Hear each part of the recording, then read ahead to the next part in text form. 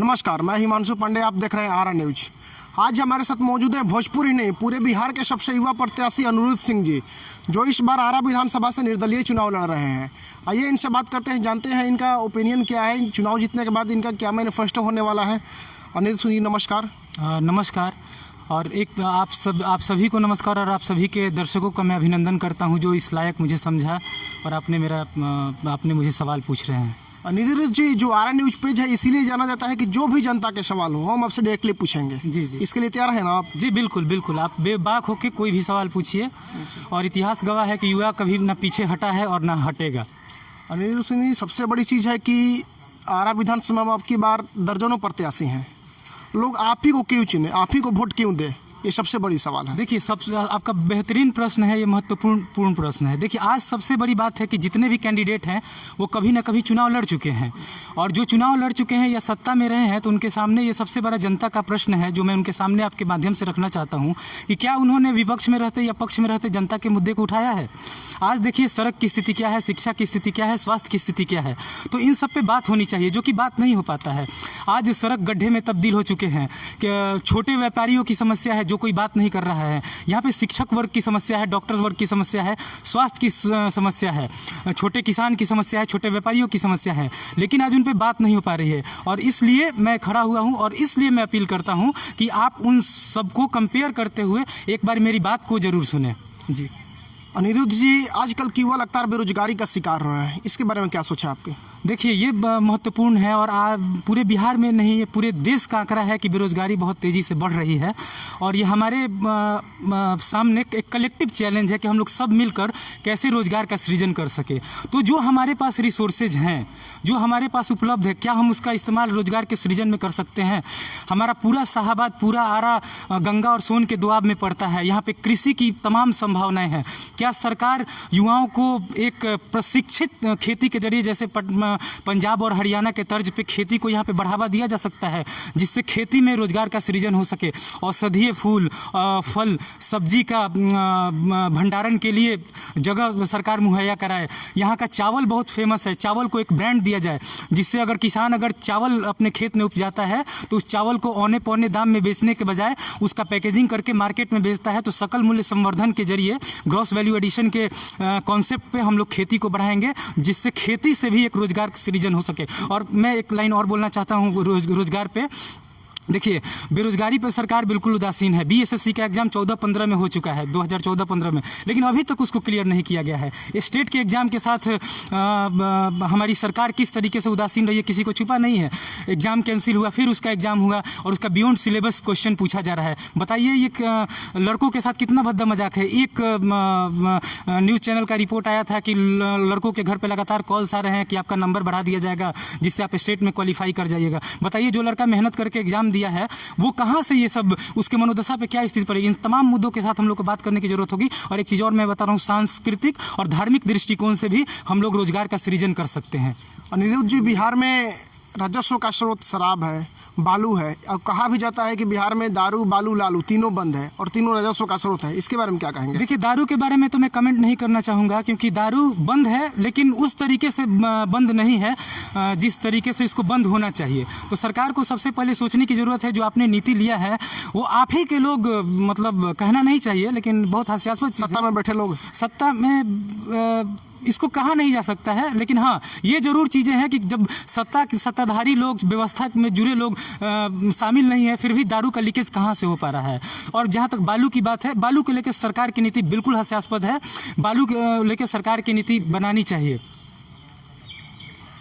आप युवा हैं और पूरे शाहाबाद में, खासकर आरा विधानसभा में कहीं भी ना आउटडोर स्टेडियम है, इंडोर स्टेडियम की तो बात ही छोड़ दीजिए, इसके बारे में क्या देखिए, अगर आप मेरा अभी संकल्प पत्र छपा नहीं है लेकिन मैं संकल्प पत्र एफबी लाइव के माध्यम में जब मेरा विमोचन था तो मैंने बोला था कि जो भी हमारे खिलाड़ी हैं उनको बेहतर स्टेडियम, इंडोर स्टेडियम सबसे बहुत जरूरी है। इंडोर स्टेडियम, अगर इंडोर स्टेडियम नहीं होता है तो ओलंपिक से जुड़े खेलों को हम लोग बढ़ावा नहीं दे सकते हैं। ये पहला प्रत्याशी है जो आरा की युवाओं को, खासकर बिहार की युवाओं को खेल के बारे में सोच रहा है, खिलाड़ियों के दर्द के बारे में समझ रहा है। आप समझ लीजिए, सुनिए आगे अनिरुद्ध सिंह जी को। देखिए खेल, एक चीज़ मैं इसमें और चीज़ जोड़ना चाहूँगा कि देखिए खेल को हमारे गार्जियन बोलते हैं कि खेल उतना ज़रूरी नहीं है, लेकिन मैं बताता हूँ, हालांकि इसमें मेरी आलोचना हो सकती है, लेकिन मैं बताता हूँ कि जितनी पढ़ाई ज़रूरी है उतना खेल ज़रूरी है। और मेरे मैनिफेस्टो के हिसाब से अगर मुझे मौका मिलता है तो पूरे बिहार में मैं 5% कोटा 5% कोटा जो कि खिलाड़ियों का होता है वो मैं बढ़ाने का काम करूंगा। और इंडोर स्टेडियम का इंफ्रास्ट्रक्चर, आउटडोर स्टेडियम का इंफ्रास्ट्रक्चर मैं उस पर बढ़ाने का काम करूंगा। आरा विधानसभा विभाग के लोगों से आप क्या अपील करना चाहते हैं? आरा विधानसभा के लोगों से मैं यही अपील करना चाहता हूं कि आप लोग के वोट की ताकत को आप लोग कम मत समझिए। यहाँ पे जितने लोग देख रहे हैं, मेरी बात को सुन रहे हैं, मैं आप सबसे अपील करता हूं कि आरा विधानसभा में जितने लोग हैं अपने वोट को, आपका वोट एक बहुत मजबूत हथियार है, ये किसी को सत्ता में बैठा सकता है, किसी को सत्ता में गिरा सकता है।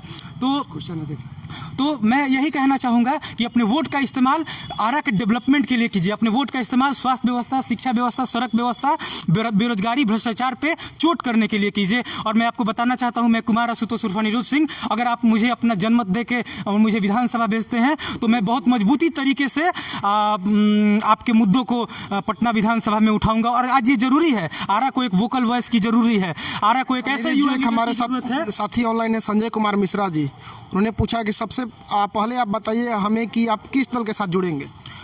देखिए जी, संजय मिश्रा जी, मैं आपका धन्यवाद करता हूं कि आपने मुझे इस लायक समझा सवाल पूछने के लिए। मैं आपका अभिनंदन करता हूं, आपका नमस्कार करता हूं। लेकिन मैं आपको बताना चाहता हूं कि ये कहने का मतलब कि जो अभी तो मैं निर्दलीय खड़ा हूं और मेरी राजनीति भी निर्दलीय है। अगर मैं किसी के दल के साथ जुड़ा हूं तो वो जनता दल है, जनता का दल है, आरा की जनता का दल है। वही मेरा दल है, वही मेरा परिवार है, वही मेरा संघर्ष है, वही मेरा सत्ता है। अनिरुद्ध जी, चुनाव जीतने के बाद आपकी प्राथमिकता क्या रहेगी? चुनाव जीतने के बाद प्राथमिकता होगी सबसे पहले सड़कों का निर्माण। जितने भी जर्जर व्यवस्था वाले सड़क है उनको बढ़ाना जरूरी है। हमारी माताएं बहनें बुजुर्ग लोग लगातार गिर रहे हैं, उन सड़कों पे बात करना जरूरी है। शिक्षा, बेरोजगारी, भ्रष्टाचार पे बात करना जरूरी है। एक बहुत इंपॉर्टेंट सवाल मैं आपके एक डेटा में आपके पास रखना चाहता हूँ, क्योंकि आप देखिए कि इंटर पास करने के बाद लगभग एक डेटा आया था मेरे पास जिसका 2.5 लाख, करीब 2.5 लाख स्टूडेंट जो होते हैं वो हायर एजुकेशन के लिए जाते हैं, लेकिन उनमें सिर्फ 55% लोगों को, माफ़ कीजिएगा, सिर्फ 55,000 बच्चों का नामांकन हो पाता है। वो 2 लाख बच्चे कहीं ना कहीं घूमते रहते हैं। तो एक जनप्रतिनिधि का काम है कि यूनिवर्सिटी में इंफ्रास्ट्रक्चर को डेवलप करना। और जी, आरा में सड़कें काफ़ी खराब है, पूरे सड़कें जर्जर स्थिति में है। सदर अस्पताल देख लीजिए, या कहीं भी बिना घूस से काम नहीं होता। इसके लिए कौन जिम्मेदार है? देखिए, इसके लिए व्यवस्था जिम्मेदार है और कहीं ना कहीं हम लोगों को सतर्क भी होना पड़ेगा। आप ऐसे व्यवस्था का निर्माण कीजिए जो व्यवस्था तर्क संगत हो, आरा की जनता की संगत में हो, माताओं बहनों की बात करे। यहाँ पे आप देख लीजिएगा, सुरक्षा बहुत बड़ी समस्या है। आप आरा में कहीं भी चले जाइए, आपको पुलिस वालों का दर्शन नहीं होगा, क्योंकि आज चुनाव का माहौल है। आपको हर जगह पुलिस वाले दिख जाएंगे, लेकिन 10 बजे आप स्टेशन से उतरते हैं तो एसपी कोठी के सामने भी, डीएम कोठी के सामने भी आप सुनसान जगह होगा, जो कि हमारे माताओं बहनों के लिए सही नहीं है, जो कहीं ना कहीं आरा में अपराधीकरण का सबसे बड़ा स्रोत है। चलिए अनिरुद्ध सिंह जी, धन्यवाद।